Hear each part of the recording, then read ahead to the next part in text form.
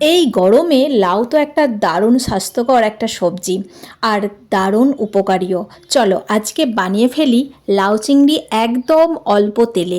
দেখো প্রথমে লাউটাকে এইভাবে একটু ছোট ছোট করে কেটে নিয়েছি আর নিয়েছি কিছু চিংড়ি মাছ। তারপর কড়াইয়ের মধ্যে তেল দিয়ে দিলাম, দিয়ে একটা তেজপাতা আর কিছু পরিমাণে কালো জিরে দিয়েছি। তারপর সেটা ভাজা ভাজা হয়ে গেলে দিয়ে দিলাম চিংড়ি মাছ। লবণ হলুদ মাখিয়ে চিংড়ি মাছগুলো দিয়ে চিংড়ি মাছগুলোকে প্রথমে একটু উল্টে পাল্টে ভেজে নেব।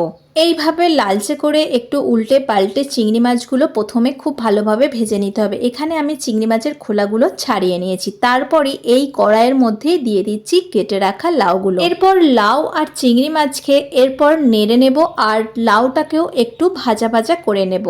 এখানে জল ব্যবহার করব না একদমই, যেহেতু লাউ থেকে একটু পরেই অনেকটা পরিমাণ জল বেরিয়ে যাবে। প্রথমে লাউটাকে চিংড়ি মাছের সঙ্গে খুব ভালো করে নেড়ে নিচ্ছি। এরপর দিয়ে দেব পরিমাণ মতো লবণ, তারপর দিয়ে দেব হলুদ গুঁড়ো আর দিয়ে দিচ্ছে একটা বাটা মশলা ধনে জিরে আর আদা বাটা অল্প পরিমাণ। তারপরে সমস্ত উপকরণগুলোকে ভালো করে একটু নেড়ে নিচ্ছি।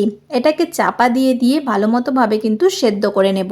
লাউ কিন্তু খুব ভালোভাবে সেদ্ধ হয়ে এসেছে আর অনেকটা পরিমাণে কিন্তু জল বেরিয়ে গেছে। এরপর এর মধ্যে দিয়ে দিচ্ছি 1 চামচের মতো নারকেল কোড়া বা শুকনো নারকেলের গুঁড়ো দিয়ে ভালো করে এটাকে একটু নেড়ে চেড়ে নিতে হবে। এখানে এই নারকেলটা দিলে কিন্তু এর টেস্টটা দ্বিগুণ বেড়ে যায় আর অবশ্যই দিলে খুবই ভালো হয়। আর এই যে এখানে দিয়ে দিচ্ছি একটু কাঁচা লঙ্কা দিয়ে আরও 5 মিনিটের মতো একটু নেড়ে নিয়েছি। ব্যাস আমাদের কিন্তু একদমই রেডি হয়ে গেছে লাউ চিংড়ি। এরপর এটা নামানোর আগে এর মধ্যে দিয়ে দেব 1 চামচের মতো ঘি দিয়ে ভালো করে নেড়ে চেড়ে এটাকে নামিয়ে নেব।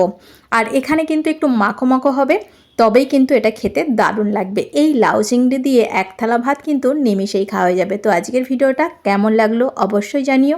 ভালো লাগলে লাইক কমেন্ট শেয়ার করে পাশে থাকার অনুরোধ রইল।